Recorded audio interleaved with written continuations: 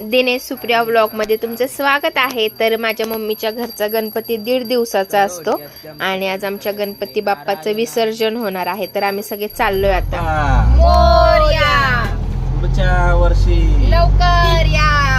1 2 3 4 गणपतीचा जय जयकार। गणपती बाप्पा मोरया गणपती बाप्पा मोरया।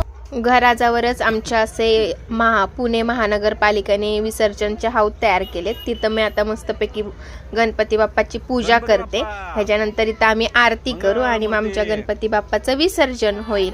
तर मला खूप आवडतं, म्हणजे 1.5 दिवसाचा गणपती घरात आल्यावर घरात किती प्रसन्न आणि मस्त वातावरण असतं, एकदम छान। आणि गणपती बाप्पा जेव्हा आपण विसर्जन करतो तेव्हा खरंच खूप वाईट वाटतं। घर एकदम रिकामं 1.5 दिवसाचा पाहुणा आपल्या घरात येतो, त्याच्यासोबतच सुख समृद्धी आरोग्य सगळ्या गोष्टी घेऊन येतो।